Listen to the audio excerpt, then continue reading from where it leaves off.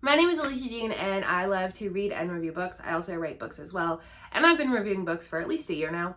And I've decided to update my ranking system. And I'm doing this for a couple reasons. One being I didn't really have a hard and fast method. I was just I feel like a 3 today, or I feel like a 5 today. And that's kind of how I was doing it. That's not how I want to continue doing it in the future. So I wanted to take some time to explain my ranking system and what each thing means for me. Now, obviously, a 5-star ranking system is not by any means new. It's not by any means special to me. But everybody's interpretation of what that 0 through 5 means is a little bit different.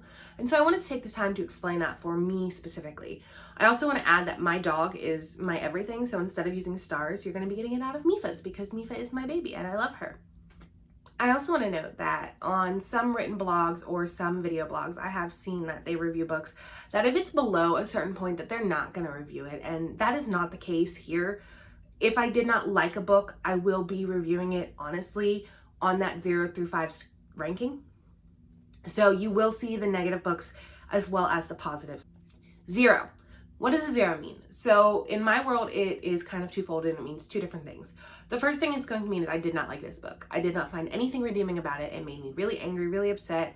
It just didn't make sense and I could not get through it. I finished it to the end and I had issues with it. Or it also means that I did not finish the book. I previously, for books that I did not finish, I was giving them a 3-star just automatically because, I didn't like it, I didn't finish it. How can I really rank this fairly? But I'm not going to be doing that going forward because I don't truly think that's fair if I did not finish it. So a 0 either means that I truly loathed this book or I just didn't finish it. And if I did not finish a book, a full reason as to why I did not finish it and the issues I found with it will be talked about. 1 Mipha. So what 1 Mipha means is I finished the book, but I didn't like it. And I really didn't find too many redeeming things about it. I probably found 1 or 2 things. And I was like, this character was really good, or this plot line was really good, but I could have used X, Y, and Z to make it better. So if you get a 1 Mipha, that's what that means. I finished the book. I didn't find it to be that incredible, but at least I finished it. 2 Miphas.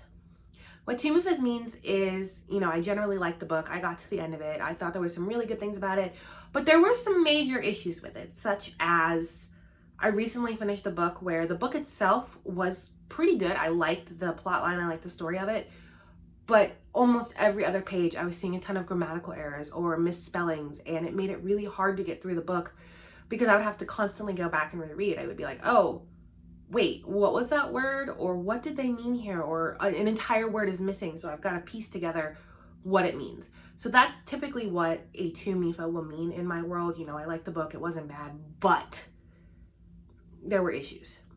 3 Miphas. So what a 3 Mipha means for me is this was a good book. I finished the book, I enjoyed the story, I enjoyed the characters, I thought it was well written, and that's about it. I don't really have anything negative to say about it, but I really also don't have anything incredibly positive to say about it either. It was just a good book.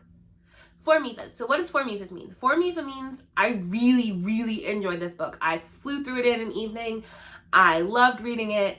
The characters were just really special. The plot line was just incredibly interesting to me, and I really liked the book. So that's what a 4 will mean. A 5.